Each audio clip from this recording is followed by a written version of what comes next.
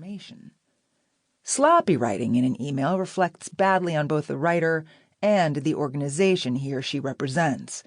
Peter May, president of Greener World Media, tells Write It Well that it's surprising how many people fail to see that effective language is part of their business skill set and that it's a necessary contribution to their employer's success.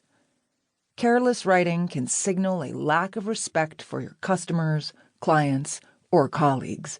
In contrast, carefully written email stands out. It shows clear thinking and respect for your reader's time, two qualities that can earn you professional respect.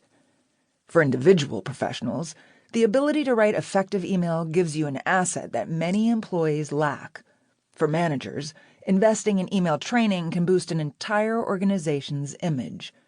This manual includes tips and techniques you can apply right away to whatever kinds of email you send at work. How can I get the most out of this book? Here are a few things to keep in mind as you work your way through this self-paced training manual and its exercises. Use this manual the way it works best for you. You could use the 5 lessons as a workbook, taking notes at the end of each lesson to record your own ideas and strengthen your hold on what you've just learned.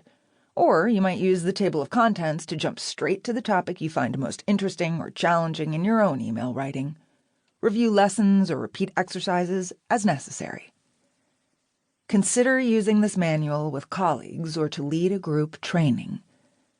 If you're a manager, human resources professional, trainer, or team leader, you can purchase the manual for anyone in your organization who writes for work.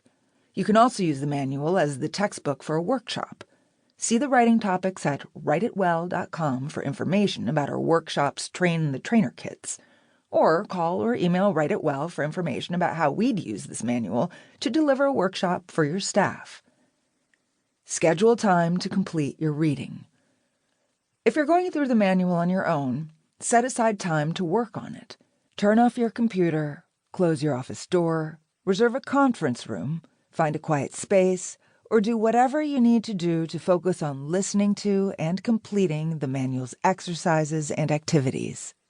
Give yourself a deadline for completing the course. It's best to complete the entire manual within 4 weeks, since much of the content depends on your remembering concepts from preceding lessons. Apply what you learn to your own writing. Before you begin, gather some samples of your past writing. As you complete each lesson, look through your writing for examples of the problematic language you just learned about. Revising your own writing puts your grammar knowledge in practice and helps you retain what you learn. Furthermore, you'll be making sure your knowledge is relevant to your professional growth. The more you practice, the more your writing will project a consistently informed, professional, and credible image. 1. Plan your message. Some of the email I get reads like someone's stream of consciousness, as if the writer just dumped whatever was in his or her head onto the computer screen.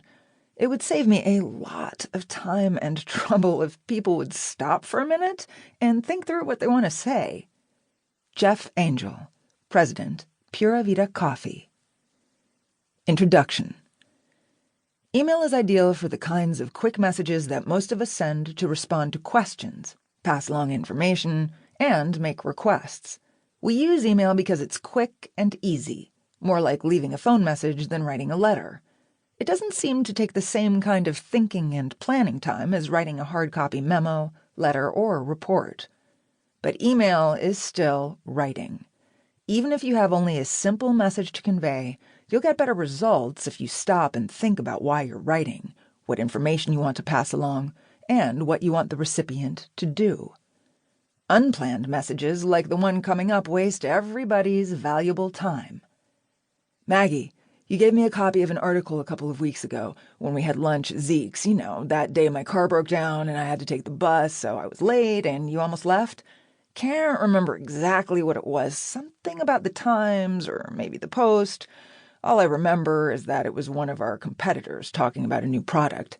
Anyway, I told my manager about it and he was really interested, wanted to know what it said, and I said I'd look for it, but then I couldn't find it in my briefcase or anywhere. What I was wondering was whether you'd mind sending me a copy. Thanks a lot, and I